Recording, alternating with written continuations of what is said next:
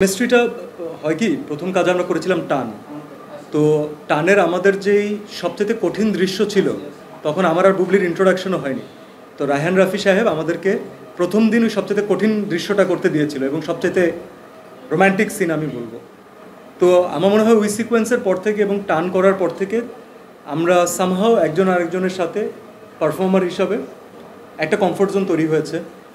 ও জানে অথবা ডিসকাস করে ও কী করবে, আমি কি করতে পারি, ওর একটা আইডিয়া আছে, আবার আমি ট্রাই করি সেটাকে ব্রেক করার, তখন ও কিছু এক্সট্রাঅর্ডিনারি ট্রাই করে।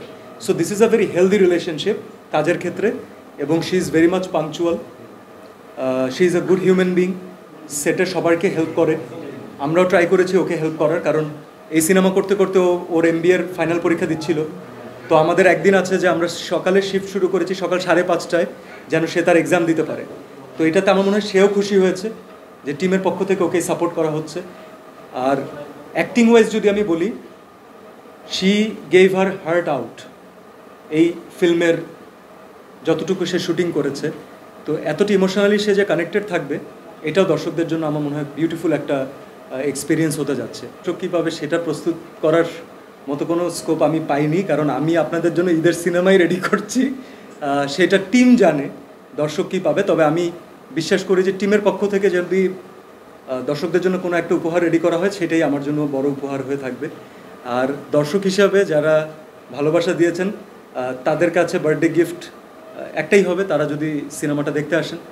আর আমরা যে ভালোবাসা নিয়ে যেই ইমোশনটা নিয়ে আসলে কাজটা করেছি, যেভাবে নিজেদেরকে রিলেট করতে পেরেছি কাজের মাধ্যমে, আপনারা যদি তার একটুকু 10%ও রিলেটেড ফিল করেন, ইমোশনালি কানেক্টেড হন, আমার মনে হয় that will be the biggest gift of my হয়েছে। কিন্তু আমি আসলে গল্পটা বলতে চাই না, এটা নিয়ে যদি আমরা সিনেমা রিলিজের পরে একদিন কথা বলি, তাহলে আপনাদেরকে আমি সিকোয়েন্সটা ধরে বলতে পারবো। কারণ আমি চাই যে আমার কোনো কথা দ্বারা বায়াস না হয়ে আপনারা সিনেমাটা দেখেন।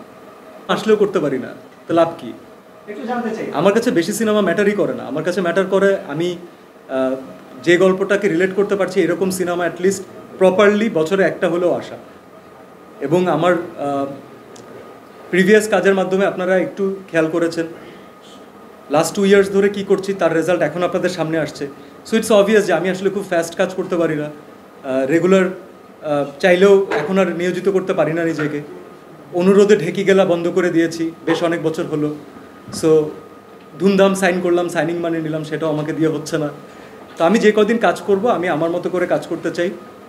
যদি আমার সাথে সেম মেন্টালিটি মিলে যায়, ভালো ডিরেক্টরদের সাথে কাজ করতে পারি, ভালো অপরচুনিটি পাই, আমি আমার নিজেকে আরও ভাঙার চেষ্টা করব, দর্শকদেরকে নতুন কিছু দেওয়ার চেষ্টা করব।